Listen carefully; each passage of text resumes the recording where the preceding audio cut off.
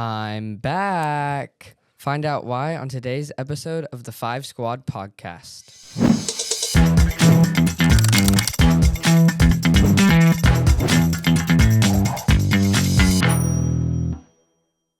Hello, everybody, and welcome to another episode of the 5 Squad podcast. My name is Logan McMath. And I'm Haley Andrews.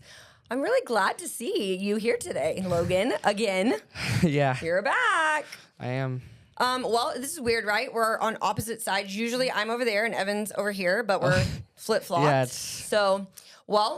today, on today's episode, we're going to be talking about something I'm extremely grateful for, and that's my relationship with you. Okay. I think we're going to go really dive into our relationship and your, unique role of being the oldest sibling. Sounds like fun, right? Yes, it does. Would you would you consider that fun? Wink, wink. I mean, I was not the oldest sibling, Right. so your perspective is interesting to me, honestly. I guess let's first start talking about kind of what are the expectations and responsibilities that an older sibling has that maybe a younger sibling doesn't, or like the middle child doesn't? I just have to be more grown. Okay. So if I have to be like a second parent almost. So I know you don't like me doing that, but if Callie or Christian, right, is doing something that they probably shouldn't be, and I see it, but y'all are somewhere else, Okay. then I can be there and I'm like, yeah, how about we don't do How that? about nah? Yeah. No, please. Okay, so you're saying like your responsibility is to kind of set the tone for them when we're not around. Yeah, you know, like in bowling, the for the children, like they have the two things, so The bumpers? The bumpers, so that they don't get So out. you're saying the older sibling is the bumper. Yeah. Wow, that is so insightful. Yes. I would have never thought of that at all. Listen, you know how at the end of the bumper, it doesn't always connect to the thing, and you can still get an out? Yes. That's because the younger siblings will still do exactly what they want to do. So basically you're saying that you kind of have to do the right thing even when you don't want to. Right. Okay. Yeah. And that's kind of hard, sucks. Huh? Yeah, it kind of sucks sometimes. See, I was the youngest sibling, and it's funny to me to see your perspective of the older sibling because that's Uncle Luke for me. Right. And you guys are so similar, and I guess it's just that older sibling vibe, you know? And then you've got me and Callie, the younger wild siblings. They're just living. I wonder if like you get like bonus points for being an older sibling. Like you get smartness points, like me and Uncle Luke are like, yeah, y'all are the smart siblings, totally super smart, and like we get, because you guys had to figure it out on your own, whereas the younger siblings, they learn from you and they see what you're doing, and they kind of don't have to like always figure it out first for themselves because they have you as a buffer or a bumper. Been through it, yeah.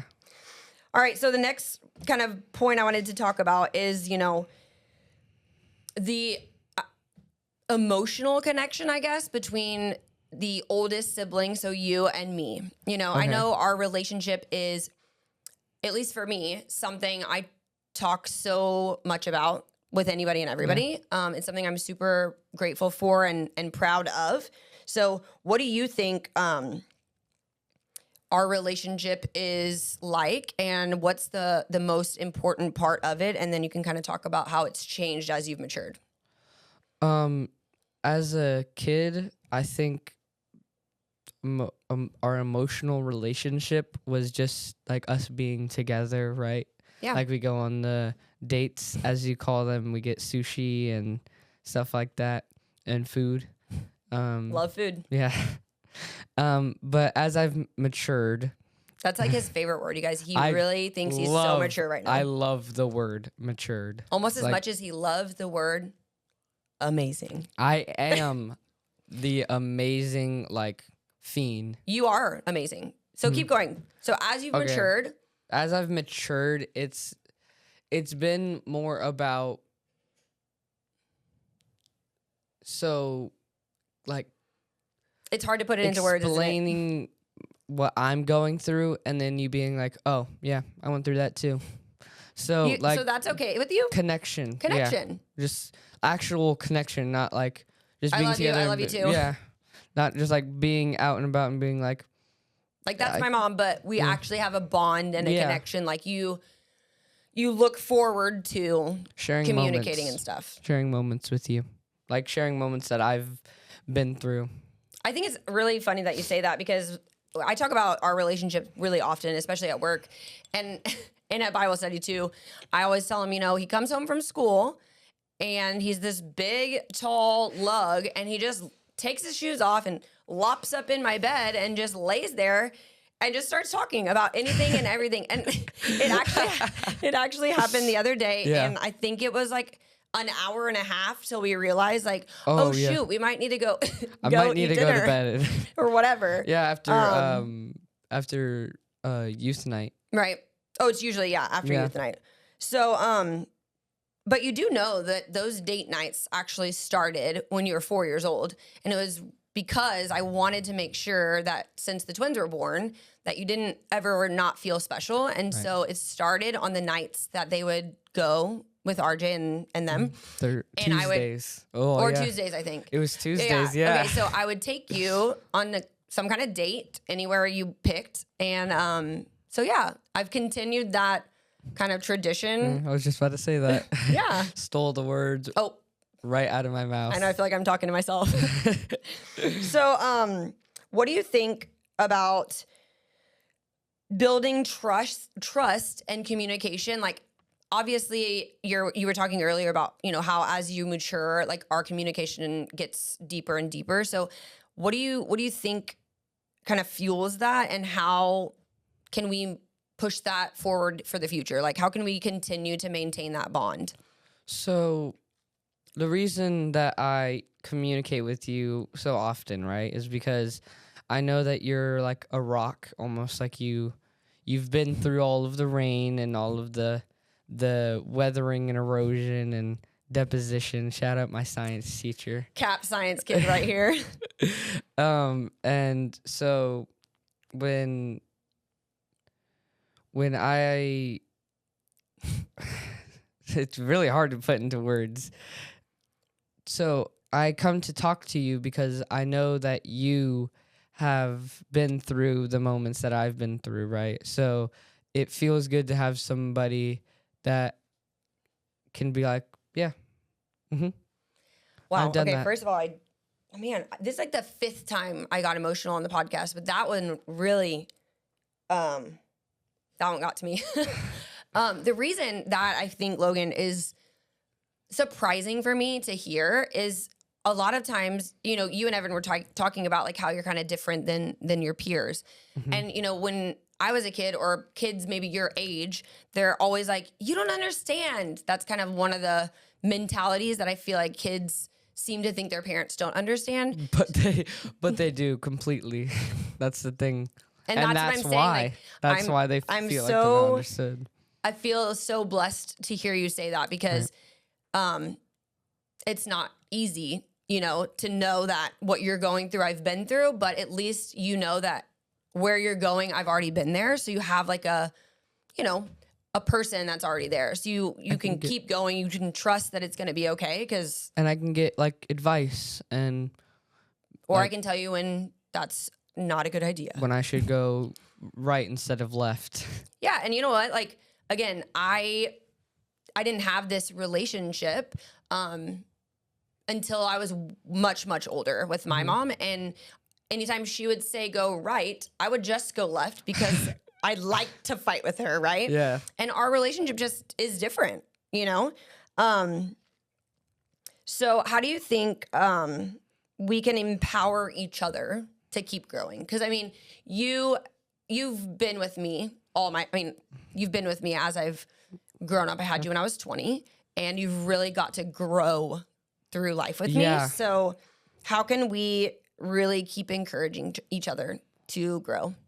Well, I think that let me think about my words here. So he's thinking before he's speaking, a trait he did not get from me. But what is the quote? do what I say, not as I do. Okay, so past me, early age mom me. That's literally the first thing. So now you're saying like you're following what I say and what I do, right? As I've grown, you're seeing how to grow. Right, yeah. Yeah. Like with your therapy and stuff, how you, or the growth days, even when I get to listen to them, sometimes I take them to heart and I listen to them. It's so funny. We always talk about growth day on here, and people talk about growing and in life, and not everybody does it. So it's so empowering to me that you're willing to let us lead you in such a positive way. And wow, I'm so proud of who you are and how you've grown up. And I know I have a little bit to do with that, but I think a lot of it comes from you. So what do you envision for your future? Tell me a little bit about that. And where do I fall into that? Or where does you being the oldest fall into that? Well, so me being the oldest, I have to be able to provide the most. Okay, provide how? I want to be able to provide most financially, right? And I can do some emotional stuff.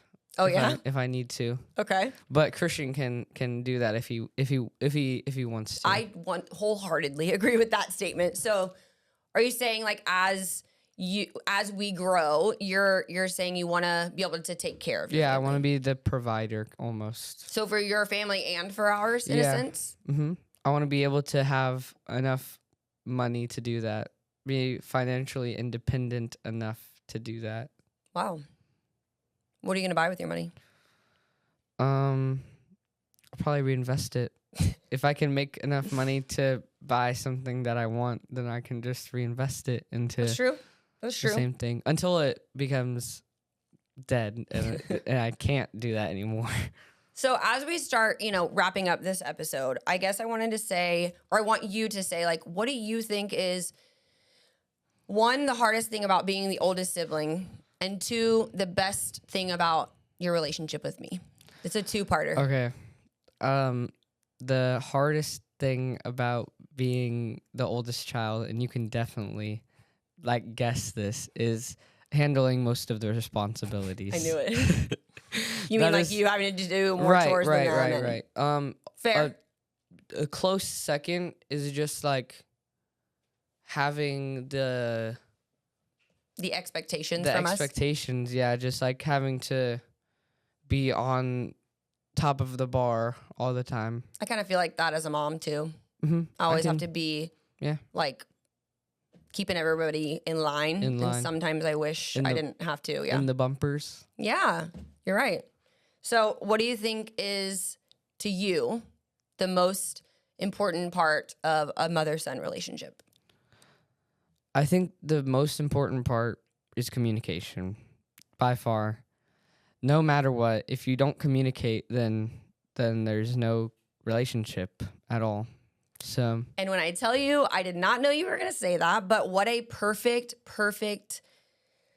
answer. I mean, communication really is important, whether it's with your mom, with your spouse, with your teachers, your friend, anything, or here. Mm-hmm. So I guess that wraps it up for us. Yeah. I mean, super fast, right? Wow. That's crazy. Would you rather be on a podcast with me or with Evan? I'm just kidding.